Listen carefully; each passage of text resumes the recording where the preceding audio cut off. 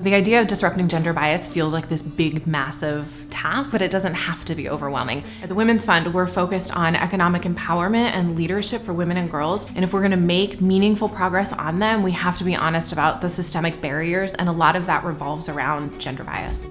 And for us, when we're talking about gender bias, we're talking about unconscious bias and gender norms. And so we created Gender Bias as a solution and a tool for businesses and workplaces to be able to drive culture and policy change.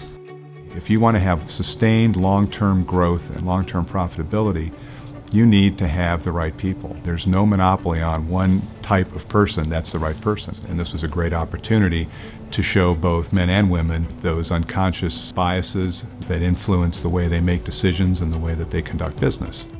Gender Bias starts with expert-led training on gender norms, unconscious bias that's rooted in research. From there, it moves to small group conversations to learn from each other and how they're positioned to create positive change.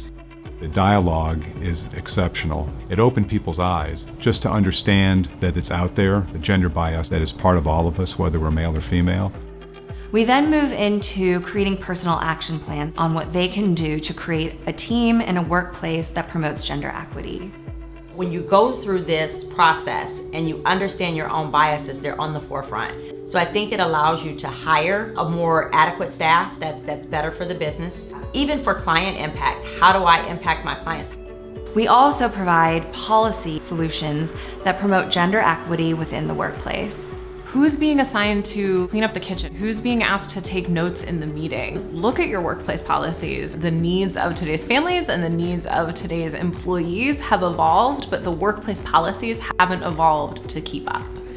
From a scientific perspective, this training works. 100% of participants said that because of this training, they will change the day-to-day actions that they take in work. And so this is not just the right thing to do, but it's a smart thing to do.